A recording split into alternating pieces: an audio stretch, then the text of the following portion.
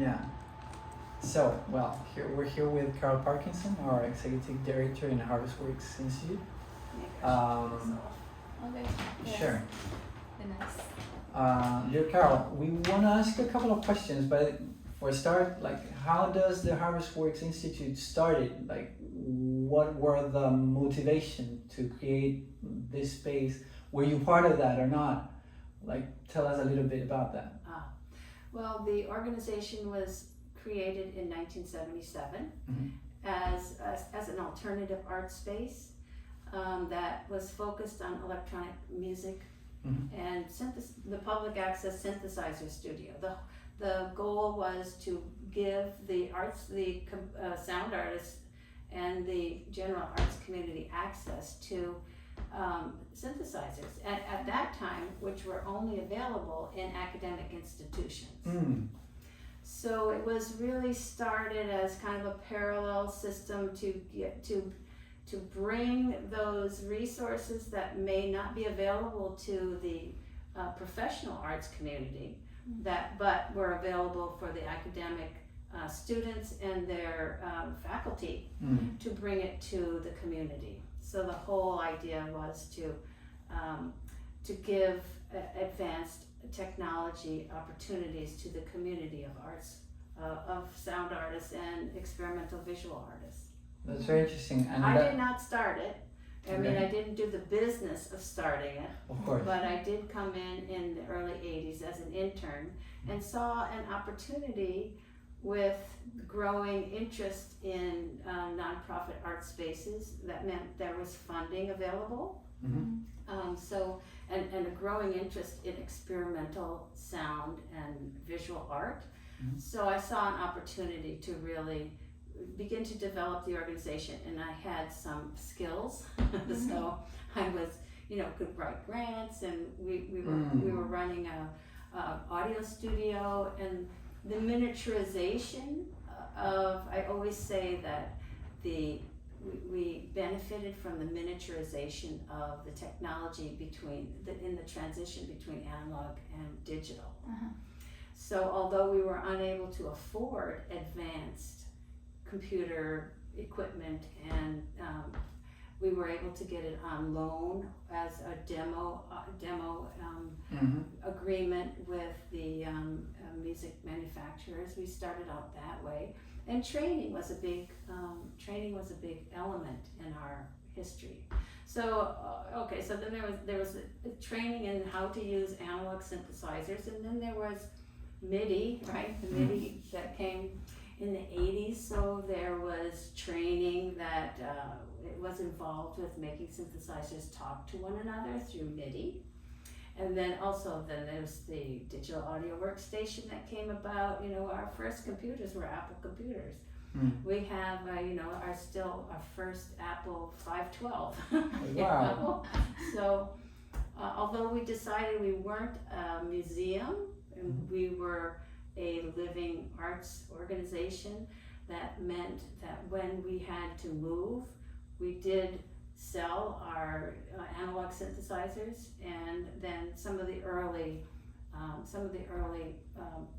like a Prophet 5 or a TX816 or DX7, we had those in the studio for the arts community to come in and use.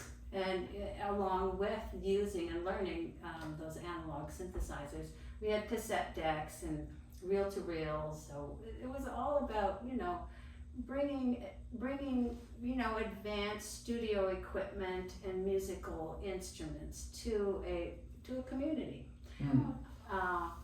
So we had a Fairlight computer music instrument on loan for many years, and we trained several artists. Specifically, Laurie Spiegel was an artist that came into Harvestworks, known as the Public Access Synthesizer Studio at that time, to learn the Fairlight computer music instrument. It was, one of the first digital instruments with the 8-inch floppy disks and the 4-bit sample rate. So even then, we were experimenting with that technology, although we never really got into the C++. little advanced for us. It was advanced for the sound artists in the community too. That we didn't go that far. But still, you got some artists that collaborate with you that manage that type of coding, right? Like C++ is part of the coding mags, for example. Oh, well, that whole thing developed in parallel with, the synthesizers that were easier to use.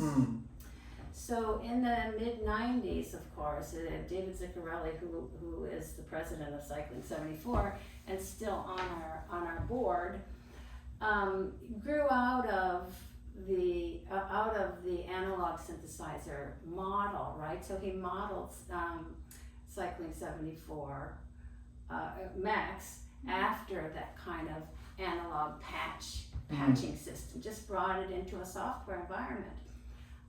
And then Cycling 74 in conjunction with PD, sort of leveled the playing ground for artists who weren't interested in hard coding, but were able to understand the software environment was created for that. It's just a blank canvas, and not only that, since the 90s, there's a huge community that has grown up around this blank canvas.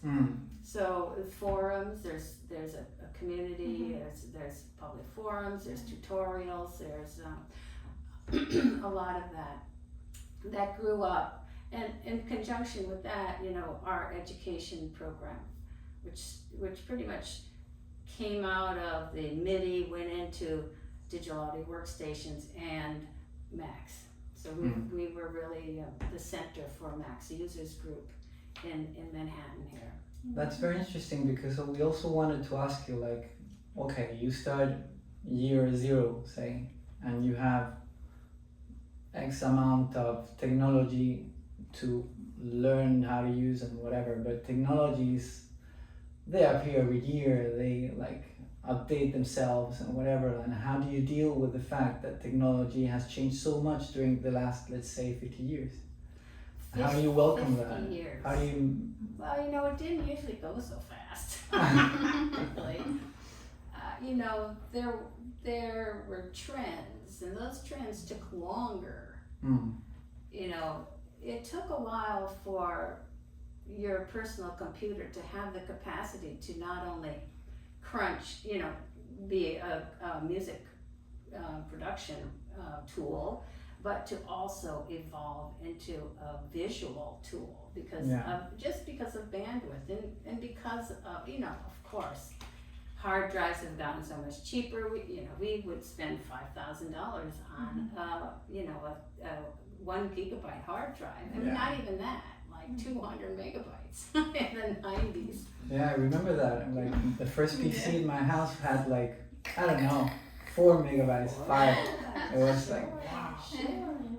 And so it's really taken and there just was trends. There was, we sort of focused on the most creative software out there, the blank canvas. We figured, that the learning curve for Macs was not so great, and that the community out there would be able to encourage the artists to,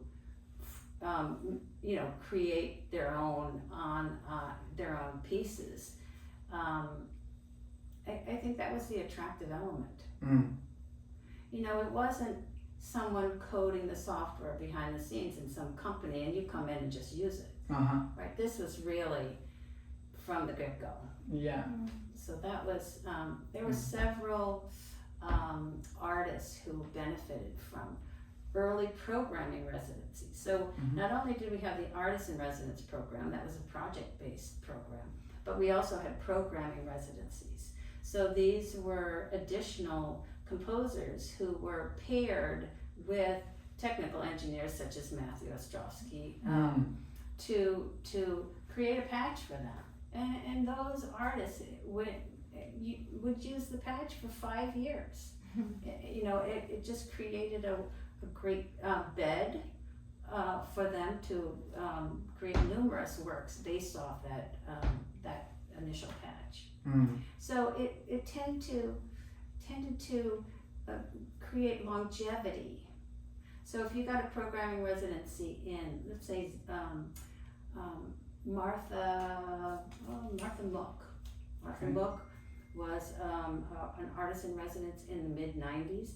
So she came in, probably Matthew created a patch for her, or Zachary Seldis was another programmer here. We had several over the years. And then in 2005, she came back, or even 2012, was it? She came back to refresh, right? So she was using her knowledge that she acquired during that residency in the 90s to be able to continue and grow, because she had the language and she had a base patch, continue to evolve her music. But what has changed is, of course, the heavy lifting involved with synthesizers. Like if Martha is going on a tour and she's got processors, she's probably got a couple of synthesizers and audio processors in a rack that she's got to take along with her during that period, in that transitional period. It's so much easier now, and that's when she came back to refresh. Everything's in the computer now, and she's able to just carry it around with her. The heavy lifting is not as great as it was in the 90s and early 2000s. Yeah, you're right. It's just really changed. Absolutely. Right. Yeah. But the attraction, that's my own thing, because I experienced that transition. But the attraction of physical, physical wiring, and the sound of some of the early pieces of gear, that's the attraction. So it's like coming around for full circle. That's so interesting. I have one last personal question, because the time that we've spent here using the studio, I've noticed that there's a lot of affiches that say "Tell us Cassette Magazine." I want to know if you can tell us some about it. How did that work? Tell Us started as a subscription-based audio magazine in I think it was 84. And I was a part of a team. Joseph Nekvital was a visual artist and sound artist. Claudia Gould is a curator, and then I was on the staff of Harvestworks, Studio Pass. So we, with the advent of the Walkman, right? So all of a sudden there was this new method of distribution. Plus there was the cassette underground. So, the cassette underground functioned similar to mail art, right? So, people all over the country with their 4-track, their little Fostech 4-track recorders or just a cassette machine. They have 2 cassette machines. They would record and, do some a sound collage similar to early sound collages.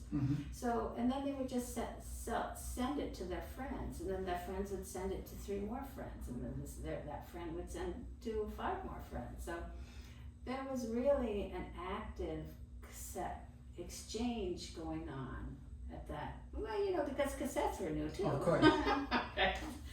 So, how the artist community just seems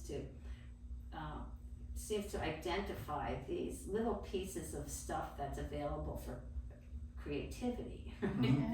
So, and Harvestworks just is a supporter of that activity, of that nature. So we're really open to people who are, exploring and trying to make things work. Maybe they don't have a lot of money, but they've seen some kind of technology out there where they can repurpose it or re-engineer it for some creative purpose. So we just we just support that. That's the whole reason why we're here. And so all of this that you see on the wall, it's part of the TELUS program. So what we did basically from 82 to 96 is we documented the experimental art activities that were going on in Lower Manhattan during that time. It was a particularly creative period of time. You had punk was coming out, you had CBGBs, you had lots of off the beaten path clubs that were open to more experimental music. You had the Mud Club, you had all kinds of, and there was a real community. There was no money, but there was a real community. And then, so my role in the team was to basically to produce the project. So we would, we had contributing editors, so we identified major, you might call them influencers now. Maybe, yeah. we would ask people that we knew in the community who had a lot of contacts and had real contacts with grassroots experimental music. So we would ask them to ask 10 or 12 of their friends to submit cassettes or reel-to-reel of their experimental music. So then we would receive these cassettes at the studio, and then we would compile them onto a reel-to-reel. And then it would be an hour because it was a cassette, you have 30 minutes on each side. Yeah.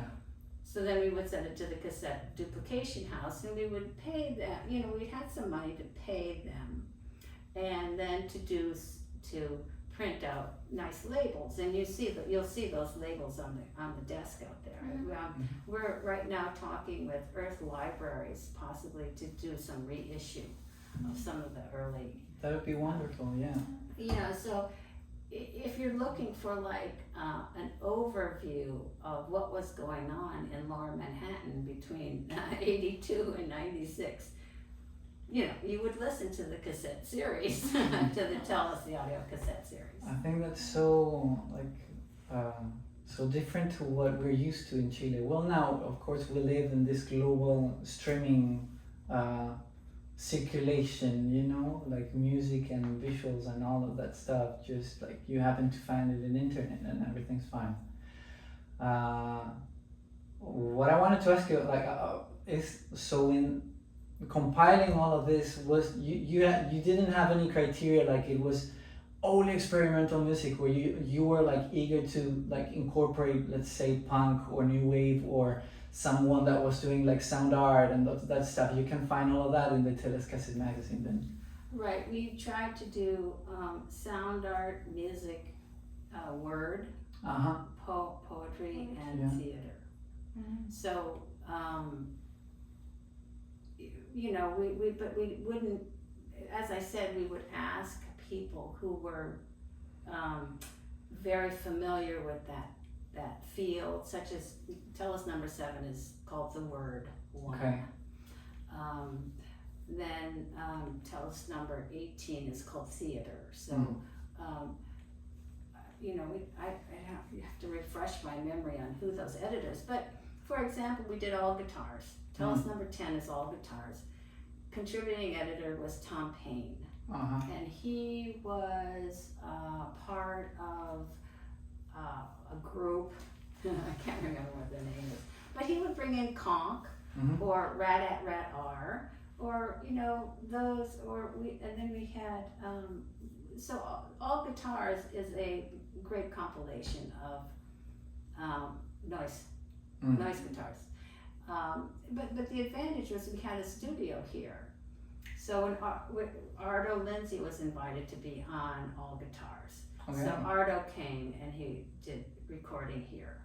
So, so that you'd have some of the artists were able to come into Harvestworks and do a professional recording, and we really appreciated that. Of course. Because the quality of the audio recording was essential. Then we worked with Barbara Moore for Flux Tellus. So Barbara and Peter Moore were, just integrated into the Flux movement. So they were able to choose, and craft an hour-long documentation of the best of Flux Tellus. I mean, the best of Flux music. Yeah. Not even music, the best of Flux audio. But it probably wasn't the best because there are other people who, can create the same. It was just a different point of view. I don't want to say the best because it's really, we would never say that it's the best of. But it is a document based on the contributing editor's aesthetic of what they thought should be published in a cassette and brought to a greater public. So the Flux Tellus actually was picked up by the Walker Art Center and inserted into an edition that they were doing for the Flux movement. Wow. So we were able to interface with something like that. Wow, that's amazing. I see, it's so important to establish a place that, for one hand, is worried about having certain tools, working materials to do stuff. Also having a community that is eager to use them, or have at least a curiosity in doing that, and of course bringing people that are already doing that kind of stuff, and letting the space to be the place. Sorry for the but to exchange knowledge. I think that's something so valuable, and that could happen aside the academy is so significant. I think we have a lot to learn about that yet. I believe in Chile and in South America there are some instances in which you find alternatives to the academy, but there's a huge problem with funding, and also with convincing your own community that what you're doing is worth it. It's something that we have to work on as a culture, I believe. But yeah, I just want to congratulate you because this is amazing, and it also it doesn't have to be a huge space, it doesn't have to be a whole building. Just you need a space to do stuff, to talk to people, to show stuff, and really this project is amazing, and I'm so glad that you have so many years working continuously.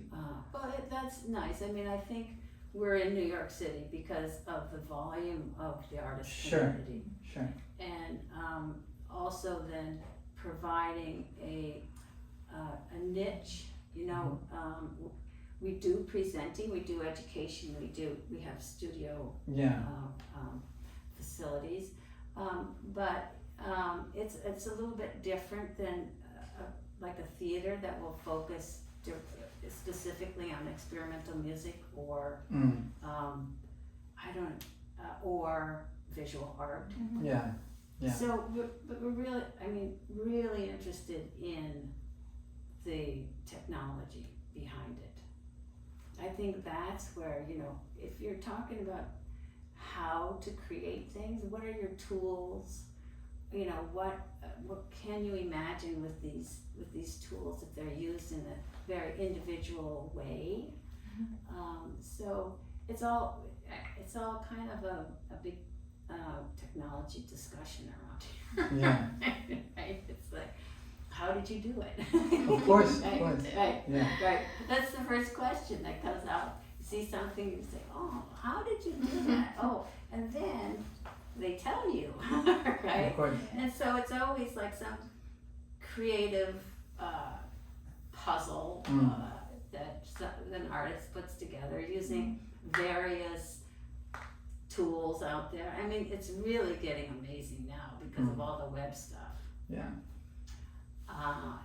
But in that respect, again, most of the web stuff is, I don't want to say done by major corporations, but it's just a corporate presence. Again, it's kind of they're feeding you. Yeah. And you're just taking it in and maybe tweaking it, and it's not really creative. Yeah. Because you're using somebody else's stuff. Yeah, exactly.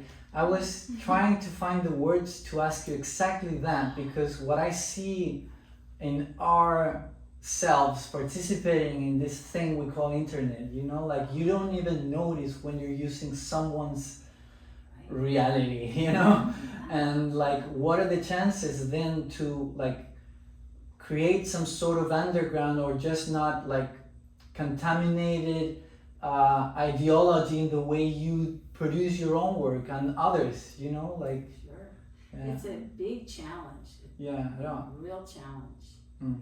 I don't think it's been discovered yet, so that gives you an opportunity. Yeah, I hope so. We'll see what happens during the following years, but yeah, I think there's a lot of people like us, as you, that are trying to find their way, you know, right. like more unique and authentic experience. Yeah, exactly. Yeah.